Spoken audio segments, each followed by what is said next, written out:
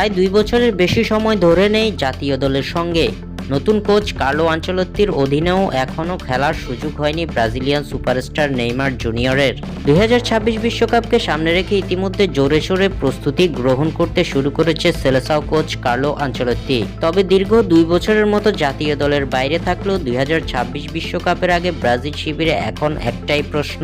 সেই প্রশ্নটা হলো, আসন্ন বিশ্বকাপে কি ব্রাজিল দলে থাকবে নেইমার জুনিয়র, নাকি সেলেসাও ফুটবলের সবচেয়ে বড় সুপারস্টারকে ছাড়াই এবার বিশ্বকাপ খেলতে যাবে ফুটবল ইতিহাসের সবচেয়ে সফলতম দলটি।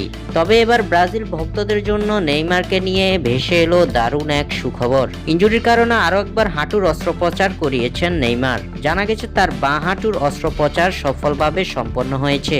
তার ক্লাব সান্তোস সোমবার বিষয়টি নিশ্চিত করেছে। অস্ত্রোপচারের মাধ্যমে হাঁটুর ক্ষতিগ্রস্ত মেনিসকাস ঠিক করা হয়েছে। ব্রাজিল জাতীয় দলের চিকিৎসক রদ্রিগো লাসমার এই অর্থোস্কোপিক অস্ত্রোপচারটি করেন। চিকিৎসকদের মতে নেইমারের সেরে উঠতে প্রায় 1 মাস সময় লাগবে। 33 বছর বয়সী নেইমারের জন্য মৌসুমটি ছিল কঠিন। চোট নিয়েই তিনি খেলেছিলেন। দলের অবনমন ঠেকাতে মাঠে নামতে হয়েছিল তাকে। ব্রাজিলের শীর্ষ লিগে সান্তোসকে টিকিয়ে রাখতে তার ভূমিকা ছিল গুরুত্বপূর্ণ।